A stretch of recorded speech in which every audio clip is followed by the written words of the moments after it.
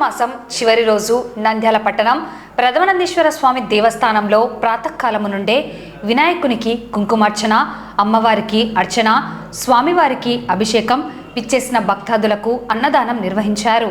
ఈ అన్నదాన కార్యక్రమాన్ని భీమిరెడ్డి భాస్కర్ రెడ్డి, మల్లికార్జునారెడ్డి, గోవిందారెడ్డిలు దాదాపు 5,000 మంది భక్తులకు అన్నదానం చేపట్టారు. సాయంకాలం స్వామివారికి పల్లకి సేవ నిర్వహించడం జరిగింది. పెద్ద ఎత్తున భక్తులు పాల్గొని స్వామి అమ్మవారికి ప్రత్యేక అభిషేకాలు, అర్చనలు నిర్వహించారు.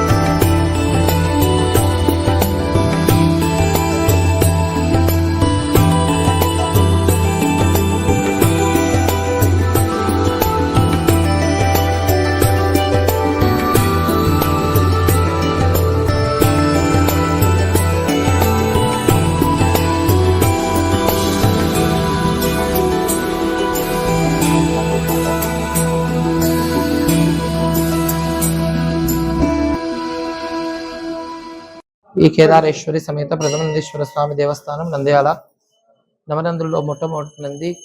ఇక్కడ ఉదయమే సూర్యోదయమే 5 గంటలకు వినాయకునికి పూజ, తర్వాత మహాన్యాసపూర్వక ఏకవారం రుద్రాభిషేకం, భక్తులచే పంచామృత అభిషేకం, తర్వాత అమ్మవారికి కుంకుమార్చన కార్యక్రమం జరుగుతూ ఉంది.